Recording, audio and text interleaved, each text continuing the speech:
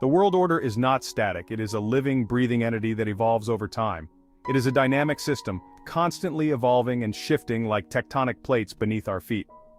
Just as the Earth's crust is in perpetual motion, so too are the political, economic, and social structures that define our world.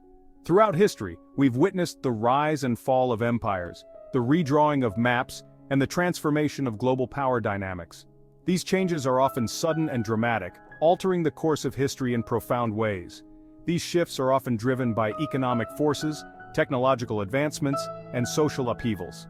The Industrial Revolution, for instance, brought about unprecedented economic growth and technological innovation, but also social unrest and labor movements. Understanding these historical cycles is crucial for navigating the complexities of our present and anticipating the challenges of the future. By studying the past, we can identify patterns and trends that may offer insights into our current situation. From the rise of the Roman Empire to the fall of the Soviet Union, history is replete with examples of changing world orders.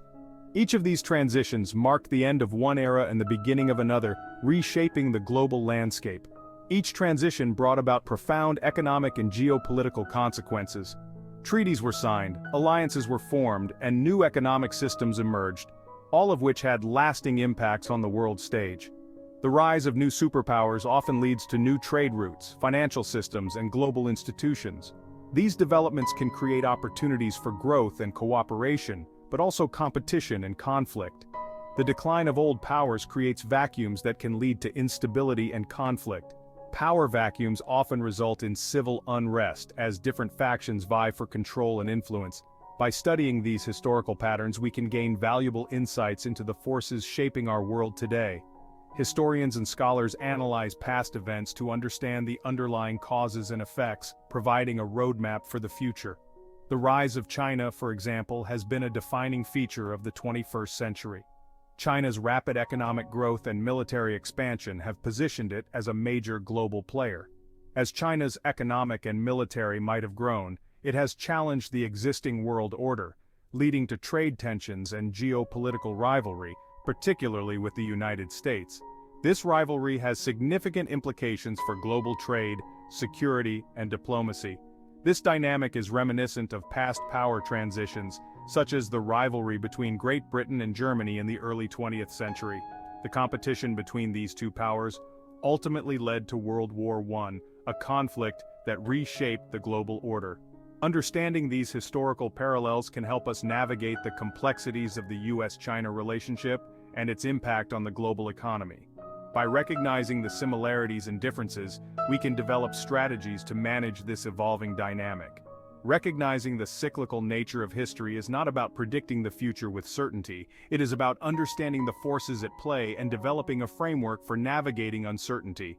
History does not repeat itself exactly, but it often rhymes. It's about understanding the forces at play and developing a framework for navigating uncertainty. Strategic planning and foresight are essential tools for policymakers and leaders as they seek to address the challenges of our time. By learning from the successes and failures of the past, we can better equip ourselves to face the challenges and opportunities of the future. History offers valuable lessons that can guide our decisions and actions, helping us to build a more stable and prosperous world. In my decades of experience in global markets, I've learned that history often throws curveballs. One particular event stands out as a stark reminder of the importance of historical awareness. In the early 1980s, as a young investor, I was caught off guard by the Latin American debt crisis.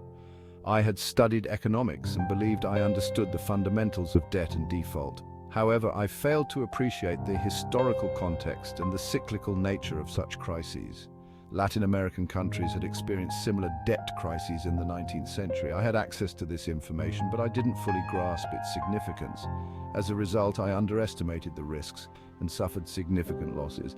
This experience taught me a valuable lesson. Historical knowledge is not just about memorizing dates and events.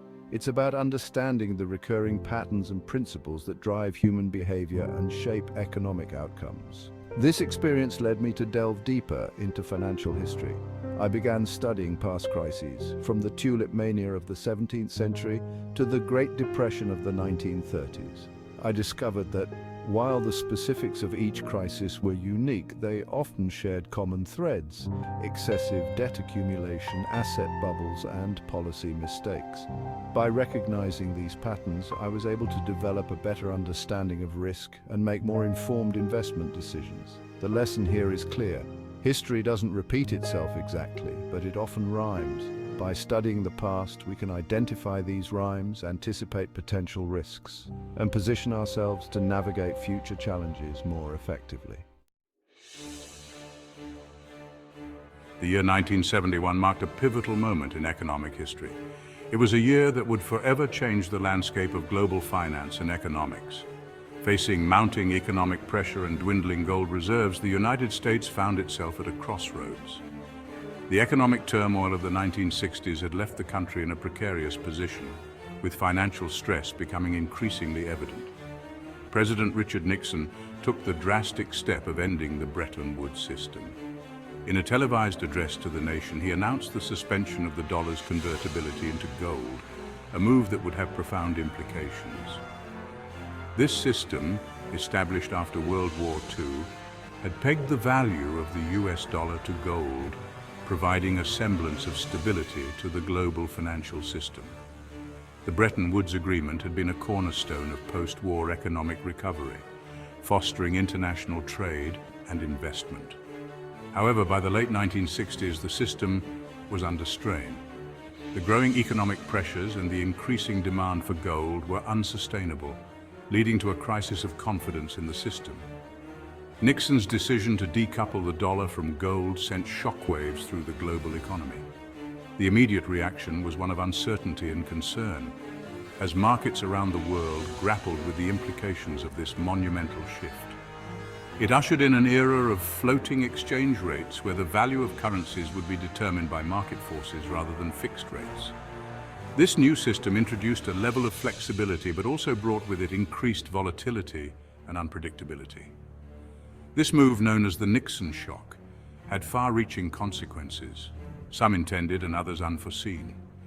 It was a bold and controversial decision that would reshape the global financial landscape for decades to come. It marked a significant shift away from a gold-backed system to one based on fiat currency, where the value of money is backed by the government's promise rather than a physical commodity. This transition to fiat currency allowed for greater flexibility in monetary policy, but also raised concerns about inflation and fiscal discipline. The immediate impact of the Nixon shock was a devaluation of the US dollar. This devaluation was intended to make American exports more competitive on the global market, thereby boosting the US economy. This made American exports cheaper and imports more expensive, aiming to boost US competitiveness. The hope was that a weaker dollar would stimulate domestic production and reduce the trade deficit. However, it also contributed to inflationary pressures. The increased cost of imports and the expansionary monetary policies that followed led to rising prices, affecting consumers and businesses alike. The move also introduced a new level of uncertainty into the global financial system. The stability of fixed exchange rates was gone, replaced by the volatility of floating rates. This new environment required countries to adapt quickly to changing economic conditions. The stability of fixed exchange rates was gone, replaced by the volatility of floating rates. This shift required a new approach to economic management and international cooperation. The Nixon shock serves as a stark reminder of the impermanence of financial systems. It underscores the need for vigilance and adaptability in the face of economic challenges. What might seem like an unshakable foundation can crumble under pressure. The events of 1971 demonstrated that even the most established systems are vulnerable to change. It highlights the importance of adaptability and the need to anticipate and respond to changing economic tides. The lessons learned from this turning point continue to inform economic policy and decision-making to this day. The 1971 Nixon shock might seem like a singular event, but it was part of a larger historical pattern. This pivotal moment marked the end of an era where the value of money was directly tied to gold, a system that had been in place for decades. The move away from a gold-backed system to a fiat currency system had happened before, most notably during the Great Depression. The economic turmoil of the 1930s forced governments to reconsider the rigidity of the gold standard. In 1933, facing a banking crisis and a shrinking money supply, President Franklin D. Roosevelt took the U.S. off the gold standard. This bold move was aimed at stabilizing the economy and providing the government with more control over monetary policy. This decision, while controversial, aimed to give the government more flexibility to manage the economy. It allowed for an increase in the money supply, which was crucial for economic recovery during those dire times. Both the 1933 and 1971 events highlight a recurring theme in economic history: the tension between maintaining a stable currency and providing governments with the tools to manage economic crises. These moments underscore the delicate balance between economic stability and flexibility. The gold standard, while providing stability and limiting inflation, restricted the government's ability to expand the money supply during economic downturns. This rigidity often exacerbated economic problems, making recovery more difficult. Fiat currency, on the other hand, offers greater flexibility but carries the risk of inflation and currency manipulation. Governments can print more money as needed, but this can lead to devaluation and loss of public confidence if not managed carefully. The shift from the gold standard to fiat currency in both eras underscores the cyclical nature of financial systems. Economic conditions and societal needs evolve, prompting changes in how we manage and perceive money. Just as the gold standard eventually gave way to the demands of a changing economic landscape, so too could the current fiat currency system face challenges in the future. The dynamics of global finance are ever-changing, and what works today may not be suitable tomorrow. Understanding these historical precedents can help us anticipate and navigate potential shifts in the global financial order.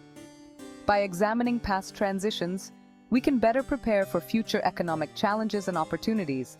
By studying these historical parallels, we can glean valuable insights into the potential consequences of our current monetary system. History often repeats itself, and the lessons learned from previous monetary shifts are invaluable. The lessons learned from the past can serve as a guide for policymakers and investors alike as we navigate the complexities of the 21st century global economy. In a world where financial stability is paramount, understanding the evolution of our monetary systems is crucial for making informed decisions.